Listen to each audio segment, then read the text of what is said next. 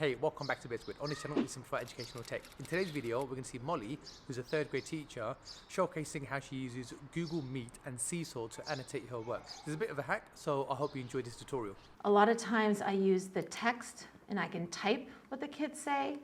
Hi, my name is Molly and I'm a third grade teacher, and I'm here to show you a little hack that I have been using while teaching online with Seesaw and Google Meet.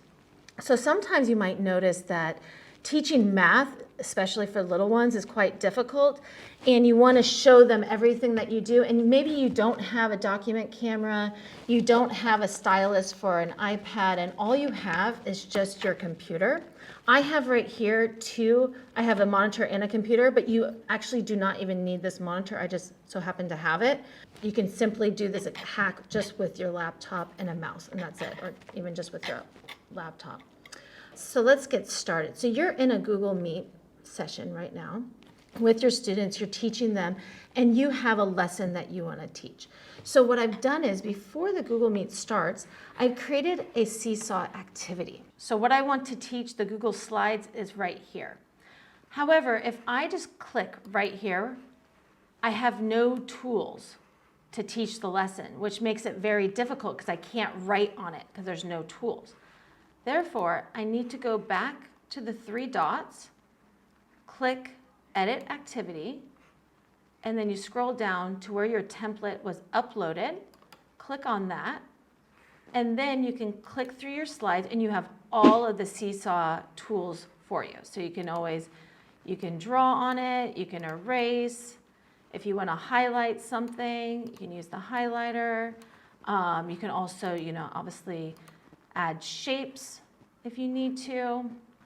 A lot of times I use the text and I can type what the kids say. Just clicking that and doing 2 times 2 equals 4, if that's the equation that you're working on. That makes it easier as well. So that's another option. What's nice about this is that whatever that you've written on here and you go to the next page, you can go back to it and that will still be there. And so if you're on this page and you're explaining it and the students have a question back, you can then quickly flip back and they will see everything that you're doing. And this activity is not for me to share with the students, it's purely for me to teach from.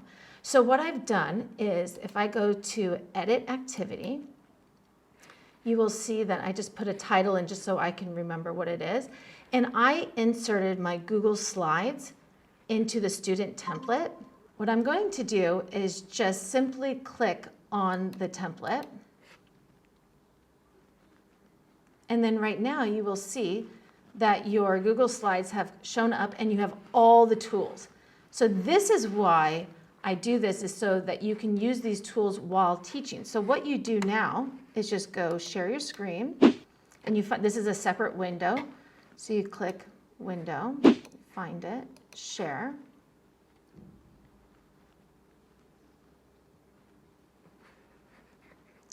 So now my students can see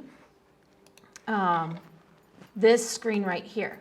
So now I can start my lesson, and whatever the lesson is, I can then use all these tools to explain to my students whatever the task at hand is. If it's an arrays, or I'm showing the groups versus the size of each group, or you can just work your way through whatever your lesson is, and you get to use all these tools. I find it very helpful because you can show whatever the students are presenting to you. Like if they're telling you whatever the answers are, you can draw it out for them, for then everybody can see. And if they make a mistake, you can simply just use the eraser, use all the tools that you can go back, and the kids are seeing everything that you're seeing.